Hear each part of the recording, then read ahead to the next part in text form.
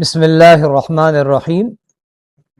حضور نبی کریم صلی اللہ علیہ وسلم کی جو جہادی مہمات ہیں، غزوات ہیں، اس میں ایک غزوے کا نام ہے غزوہ ذات الرقاع۔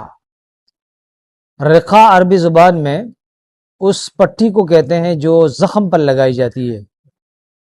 تو اس غزوے کا نام ذات الرقاع کیسے پڑ گیا، کیوں اس کو ذات الرقاع کہا جاتا ہے، یہ بڑی خوبصورت بات ہے، بہت دلچسپ بات ہے۔ اس میں حضرت ابو موسیٰ اشعری رضی اللہ تعالیٰ عنہ روایت کرتے ہیں، صحیح بخاری میں یہ روایت ہے۔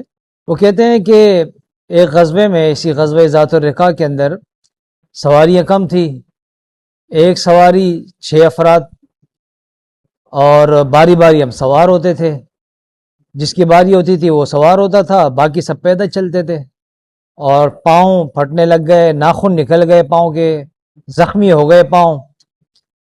تو مسلسل چلنے کی وجہ سے ہمارے پاؤں پھٹ گئے، زخمی ہو گئے، اور پیر کے ناخن نکل گئے۔ اب ان زخموں کو ٹھیک کرنے کے لیے ہم نے پٹیاں لگا دی، تو اسی وجہ سے اس کا نام غزوہ ذات الرقاع پڑ گیا۔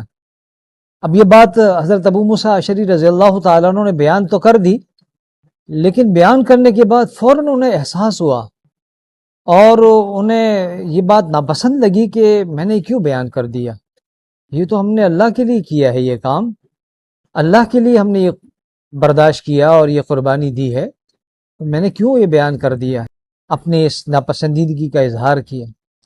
اللہ اکبر، سبحان اللہ۔ یہ صحابہ کرام رضوان اللہ تعالی علیہ مجمعین کا ایمان تھا، اور ان کا اخلاص تھا کہ وہ قربانیاں اور دینے کے باوجود، پوری جد و جہد کرنے کے باوجود بھی اپنے اس کاموں پر نازا نہیں ہوتے تھے، بلکہ اللہ کے حضور قبولیت کے حوالے سے فکر مند رہتے تھے، اور اپنے سارے معاملات کو، اپنے سارے اعمال کو اللہ کے حضور پیش کرتے تھے۔